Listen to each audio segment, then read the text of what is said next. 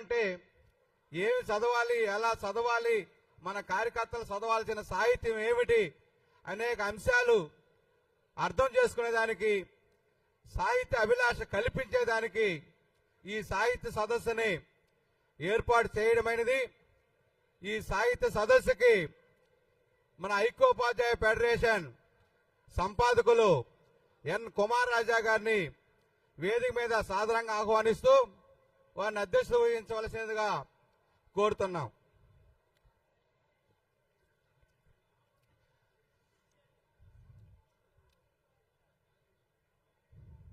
తెలగపల్లి రవి గారు ప్రముఖ సాహితీ విశ్లేషకుడిని ఆహ్వానించున్నాం. కెంగార మోహన్ గారు సాహితీ స్రవంతి రాష్ట్ర అధ్యక్షులు, వారిని వేదిక మీదకి సాదరంగా ఆహ్వానిస్తున్నాం. ఈ కార్యక్రమాన్ని మోహన్ గారు నిర్వహిస్తారు. మరొక అతిథి అట్టాడ అప్పలనాయుడు గారు, కథ రచయిత, వారిని వేదిక మీదకి సాదరంగా ఆహ్వానిస్తున్నాం. రాష్ట్ర ఆఫీసు బ్యాలెన్స్ అంతా కూడా వేదిక మీద సాదరంగా ఆహ్వానిస్తూ ఈ సాహిత్య సదస్సుకి కుమార్ రాజా గారు అధ్యక్షత వహించగా మోహన్ గారు కార్యక్రమాన్ని నిర్వహిస్తారని చెప్పి తెలియజేస్తూ వారిని నిర్వహించవలసిందిగా కోరుతున్నాను.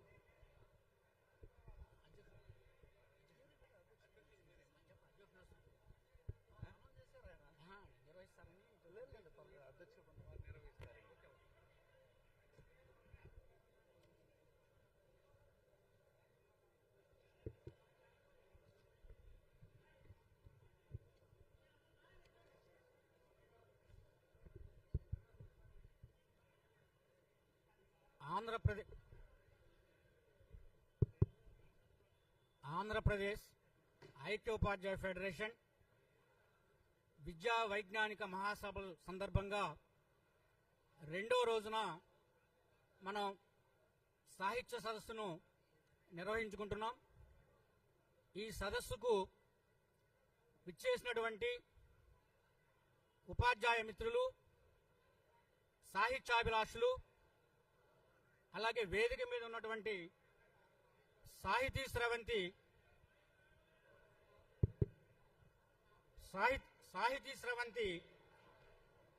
రాష్ట్ర అధ్యక్షులు శ్రీ కెంగార మోహన్ గారు, కథా రచయిత శ్రీ అట్టాడ అప్పలనాయుడు గారు, అలాగే ఈ సాహిత్య సదస్సుకు హాజరైనటువంటి ఉపాధ్యాయులు, ఉపాధ్యాయ కార్యకర్తలు, సంఘ నాయకులు, బాధ్యులు అందరికీ కూడా రాష్ట్ర కమిటీ పక్షాన, ఐక్య ఉపాధ్యాయ సంపాదక వర్గం తరఫున కూడా అభినందనలు తెలియజేస్తూ ఉన్నాను. ఇవాళ ఈ సాహిత్య సదస్సు అనంతరం విద్యా సదస్సు నిర్వహించుకోవాల్సిన అవసరం ఉన్నది. ఇప్పటికే మనం ఒక గంట ఆలస్యంగా ఈ కార్యక్రమాన్ని ప్రారంభించుకుంటున్నాం. కాబట్టి ఒక గంట ఈ సాహిత్య సదస్సు నడుస్తుంది. అనంతరం విద్యా సదస్సు జరుగుతుంది. ఈ సాహిత్య సదస్సుకి అధ్యక్షులుగా నన్ను ఆహ్వానించి నాకు ఈ అవకాశం కల్పించినందుకు నాకు చాలా ఆనందంగా ఉంది. మిత్రులారా, మీ అందరికీ తెలుసు, మన సంఘం అధ్యయనం, అధ్యాపనం, సామాజిక స్పృహ లక్ష్యాలుగా ఏర్పడినటువంటి సంఘం. ఉపాధ్యాయులు అభివృద్ధి చెందాలంటే మన చుట్టూ ఉండే సమాజం కూడా అభివృద్ధి చెందాలి. అందుకు ఉపాధ్యాయులు సమాజ నిర్మాణంలో కీలక పాత్ర పోషించాలి. సాహిత్యం, ఉద్యమాలు సమాజ అభ్యుదయానికి ప్రధానమైనటువంటి ఆధారాలు. ఉపాధ్యాయ ఉద్యమాలు విజయవంతం కావడానికి, ఉద్యమాల ప్రేరణకు సాహిత్యం కూడా చాలా తోడ్పడుతుంది. అందుకే ఆంధ్రప్రదేశ్ ఐక్యోపాధ్యాయ ఫెడరేషన్ 1974లో ఏర్పడిన తర్వాత మన సంఘ విస్తరణ కోసం 1975 జనవరిలో ఐక్యోపాధ్యాయ పత్రికను కూడా మనం ఏర్పాటు చేసుకోవడం జరిగింది. మైనేని వెంకటరత్నం గారి నాయకత్వంలో. ఆనాటి నుంచి కూడా ఐక్యోపాధ్యాయ పత్రిక మన సంఘ ప్రచార సాధనంగా మనం ఉపయోగిస్తూ ఉన్నాం. ఐక్య ఉపాధ్యాయ పత్రిక మన సంఘ అధికార పత్రిక. ఐక్య ఉపాధ్యాయులో ఉపాధ్యాయ సమస్యలతో పాటు విద్యారంగ వికాసానికి దోహదపడే అనేక అంశాలు అప్పటి నుంచి ఈనాటి వరకు కూడా ఎప్పటికప్పుడు మనం ప్రచురిస్తూ ఉన్నాం. కేవలం ఉపాధ్యాయ సమస్యలు, విద్యారంగ సమస్యలే కాకుండా ఉపాధ్యాయుల్ని ఉద్యమాల వైపు మళ్లించడానికి, వాళ్ళని చైతన్యవంతం చేయడానికి కావలసినటువంటి సామాజిక అంశాలు, అలాగే సాహిత్యానికి చెందిన అంశాలు, కథలు, కవితలు వంటి వాటిని కూడా మనం పత్రికలో ప్రచురించుకుంటూ ఉన్నాం. ఉపాధ్యాయ ఉద్యమాలకు, సాహిత్యానికి చరిత్రలో ఎనలేని ప్రాముఖ్యత ఉన్నది మిత్రులరా. మనం గనక ఈ సాహిత్యాన్ని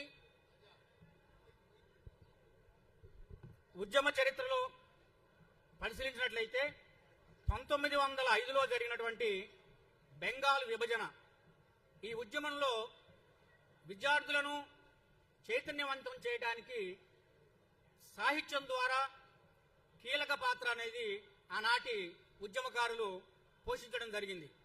మనందరికీ తెలుసు, రవీంద్రనాథ్ ఠాగూర్ వంటి వారు విద్యార్థులకు ఆనాటి బెంగాల్ విభజన ఉద్యమంలో స్వాతంత్ర స్ఫూర్తిని తమ గీతాల ద్వారా కల్పించడం జరిగింది. అలాగే 1960వ దశకంలో భారతదేశంలో ఉపాధ్యాయుల యొక్క స్థితిగతులను మెరుగుపరచడానికి అనేక పోరాటాలు ప్రారంభమయ్యాయి. దీనికి ఆనాడే సాహిత్యం అద్భుతమైనటువంటి ప్రేరణ ఇవ్వటం జరిగింది. సాహిత్యం ఉపాధ్యాయ ఉద్యమాలకు కూడా ప్రేరణ కలిగించేటువంటి ఒక ప్రక్రియ. భారత స్వాతంత్ర సమరంలో సాహిత్యానికి ఒక ప్రత్యేకత అనేది ఉన్నది. బంకిం చంద్ర చటర్జీ వందే మాతర గీతం నాడు దేశభక్తిని కలిగించి ఆనాటి ఉద్యమానికి, స్వాతంత్రోద్యమానికి ఎంతో స్ఫూర్తినిచ్చింది. అలాగే మనందరికీ తెలుసు, వేమన పద్యాలు సమాజంలో నైతిక విలువలు, ఆధునిక భావాలు బోధించడంలో కీలక పాత్రను నాడు నేటికి కూడా అవి పోషిస్తూ ఉన్నాయి. అలాగే గురజాడ అప్పారావు గారి కన్యాశుల్కం సామాజిక దురాచారాలను ఎత్తి చూపినటువంటి ఒక గొప్ప రచన. ఇలా సాహిత్యంలో అభ్యుదయ దృక్పథం, సమానత్వాన్ని, ఆత్మవిశ్వాసాన్ని, అలాగే పోరాడే స్ఫూర్తిని కలిగిస్తుంది. శ్రీశ్రీ గారి మహాప్రస్థానం ఒక గొప్ప కవితా సంకలనం. శ్రమజీవుల యొక్క ఆవేదనలను శ్రీశ్రీ గారు ఆ కవితా సంకలనంలో ప్రచురించడం, అవగాహన కలిగించడం జరిగింది. అలాగే తమిళనాట ఒక ప్రఖ్యాత కవి సుబ్రహ్మణ్య భారతి వారు రాసినటువంటి కవితలు యువతకు ఆనాటి పోరాట స్ఫూర్తిని అవి అందిస్తాయి. ఇలా సాహిత్యానికి, ఉద్యమాలకి సంబంధించినటువంటి అంశాలను మనం కనుక పరిగణలోకి తీసుకున్నట్లయితే అవి ఉద్యమానికి అలాగే సాహిత్యానికి గల సంబంధాన్ని తెలియజేస్తాయి. అందుకే ఉపాధ్యాయులు అలాగే ఉపాధ్యాయ కార్యకర్తలు నాయకులు కేవలం ఉపాధ్యాయులుగా మనం పాఠశాలల్లో బోధనకే పరిమితం కాకుండా సామాజిక చైతన్యాన్ని సంఘ చైతన్యాన్ని కలిగించేటువంటి పుస్తకాలను చదవాలి. అలాగే కథలు కవితలు వంటి సాహిత్యాన్ని సాధనంగా ఉపయోగించి సమాజంలో మార్పు తీసుకురావడానికి కూడా ప్రయత్నించాలి. ఇది ఉపాధ్యాయులు, ముఖ్యంగా ఉపాధ్యాయ ఉద్యమంలో పనిచేసేటువంటి కార్యకర్తలు ఒక సామాజిక బాధ్యతగా దీనిని గుర్తించాలి. అందువలన ఈ సాహిత్య సదస్సు ఐక్యోపాధ్యాయ ఫెడరేషన్ నిర్వహిస్తున్నటువంటి ఈ సాహిత్య సదస్సు యొక్క ముఖ్య ఉద్దేశం ఉపాధ్యాయుల్లో సాహిత్య అభివృద్ధి పెంపొందించడం. ఉపాధ్యాయులు కేవలం సాహిత్యాన్ని ఆస్వాదించడమే కాదు, దానిని సృష్టించడంలో కూడా వారు భాగస్వాములు కావాలి. కాబట్టి ఈ సదస్సు ద్వారా మేము మీ ముందుకు తెచ్చే ప్రతిపాదన ఏంటంటే, ఉపాధ్యాయులుగా మీలో చాలా మంది కవులు, కథకులు, వ్యాస రచయితలు ఎంతో ఉన్నారు. వారు మీ వ్యాసాలను, కథలను, కవితలను కూడా మీరు ఐక్యోపాధ్యాయ పత్రికకి అలాగే సాహిత్య పత్రికలకి పంపి తద్వారా ఈ సమాజానికి చైతన్యం కలిగించాలని చెప్పి నేను ఈ సందర్భంగా మీకు తెలియజేస్తూ, ఇది తర్వాత ఈ కార్యక్రమాన్ని మన ముందున్నటువంటి సాహితీ స్రవంతి రాష్ట్ర అధ్యక్షులు కంగారు అప్పలనాయుడు మోహన్ గారు ఈ కార్యక్రమాన్ని వారు నిర్వహిస్తారు.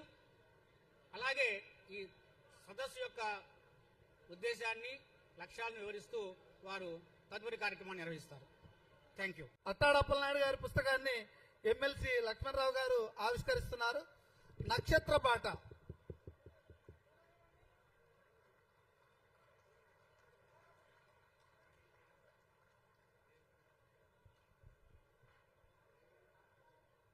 మిత్రులారా, అట్టాడ అప్పలనాయుడు గారు గొప్ప కథా రచయిత.